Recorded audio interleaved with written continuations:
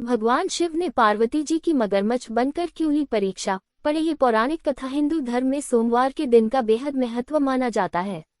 सोमवार का दिन भगवान भोलेनाथ शिव जी ने ली इस तरह परीक्षा। पौराणिक कथाओं के अनुसार माता पार्वती ने भगवान शिव को अपने पति के रूप में पाने के लिए सैकड़ों वर्षों तक कठोर तप किया था।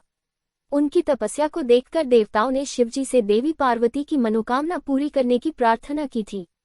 इसके बाद भोलेनाथ ने सप्तर्षियों को पार्वती जी की परीक्षा लेने के लिए भेजा। इस परीक्षा के दौरान सप्तर्षियों ने शिव जी के ढेरों अवगुणों को बताते हुए माता पार्वती से शिव जी से विवाह न करने का कहा, लेकिन पार्वती जी अपने निर्णय से टस से मस नहीं हुई। इस पर खुद भोलेनाथ ने माता पार्वती की परीक्षा लेने का निर्णय लिया। को समर्पित होता है। जो भी व्यक्ति सोमवार के दिन विधि विधान से शिवजी का पूजन और आराधना करता है, उसके जीवन के समस्त कष्ट दूर हो जाते हैं। इसके साथ ही जीवन में सुख एवं समृद्धि का वास हो जाता है। भगवान भोलेनाथ को बेहद जल्दी प्रसन्न होने वाला देवता भी माना जाता है। भोलेनाथ का विवाह पार्वती जी के साथ हुआ था। इसके लिए पार्वती जी ने सैकड़ों वर्षों तक कठिन तप किया था। तप के बाद एक वक्त ऐसा भी आया था जब पार्वती जी को भगवान शिव की परीक्षा का सामना करना पड़ा था। आइए जानते हैं ये पौराणिक कथा। माता पार्वती के तप से प्रसन्न होकर शंकर जी उनके सामने प्रकट हुए और उन्हें वरदान देकर अंतर्ध्यान हो गए।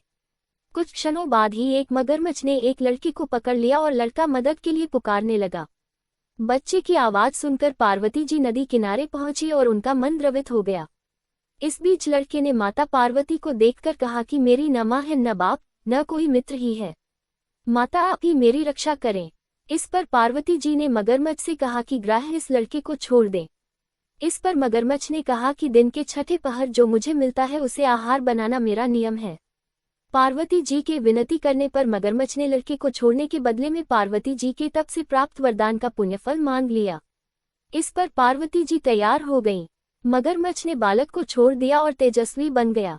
अपने तप का फल दान करने के बाद पार्वती जी ने बालक को बचा लिया और एक बार फिर भोलेनाथ को प्रसन्न करने के लिए तप करने बैठ गईं।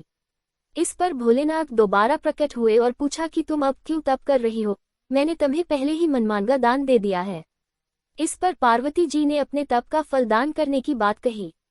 इस पर शिवजी प्रसन्न होकर बोले, मगरमच्छ और लड़के दोनों के स्वरूप में मैं ही था। मैं तुम्हारी परीक्षा ले रहा था कि तुम्हारा चित्त प्राणिमात्र में अपने सुख दुख का अनुभव करता है या नहीं। तुम्हारी परीक्षा लेने के लिए ही मैंने ये लीला रचाई थी। अनेकों रूप में दिखने वाला मैं ही एक सत्य हूँ। अनेक शरीरों में नजर आने वाला मैं निर्विकार हूँ। इस तरह पार्वती जी शिव जी की परीक्षा में उत्तीर्ण हुई और उनकी अर्धांगिनी बनी।